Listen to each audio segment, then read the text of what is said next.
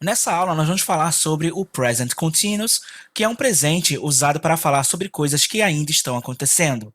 Ele é diferente do Simple Present, que é um presente usado para falar sobre coisas que fazemos no dia a dia.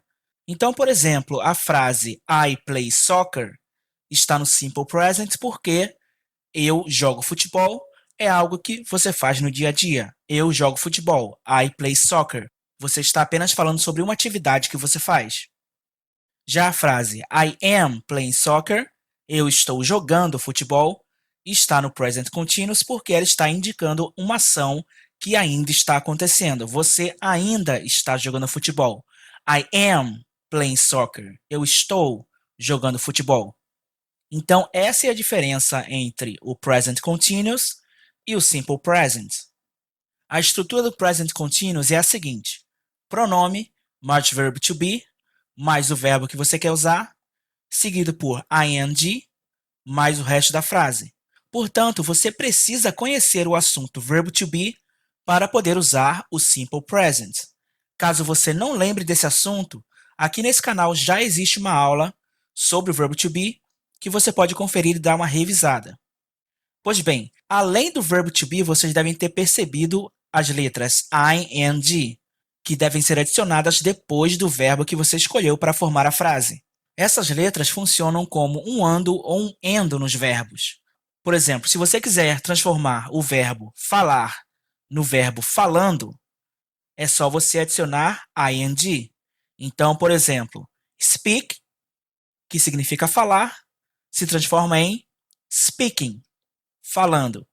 Portanto, se você adicionar o ing na palavra, é como se você estivesse adicionando endo, ando e por aí vai. Então, speak, falar, vira speaking, falando. Eat, comer, vira eating, comendo. Porém, existem algumas regras para o uso desse ing.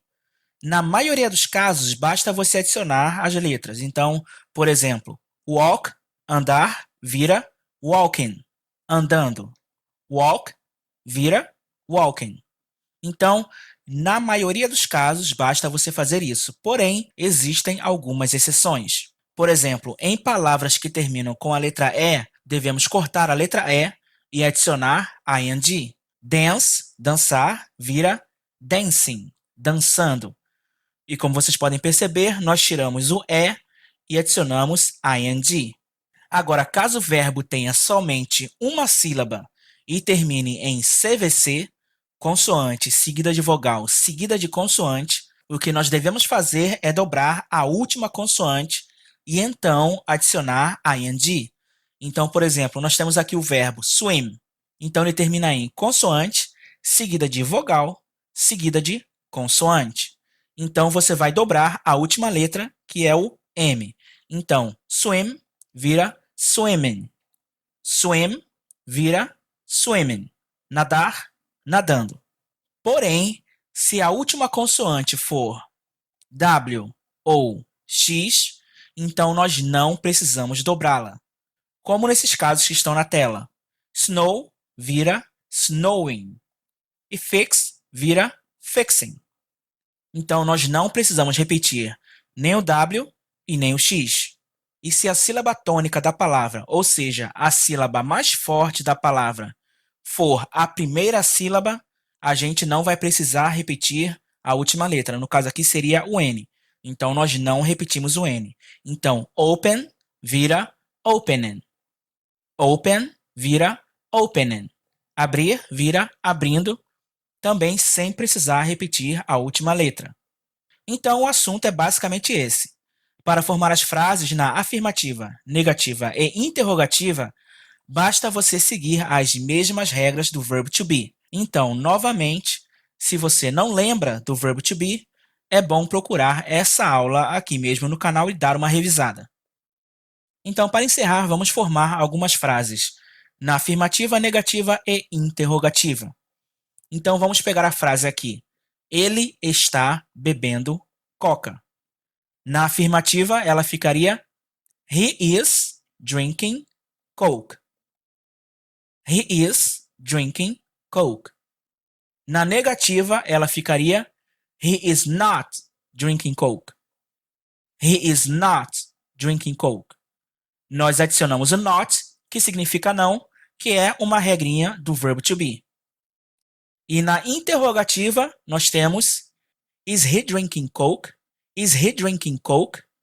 Então, nós trocamos o is pelo he, que também é uma regrinha do verbo to be para se formar frases interrogativas.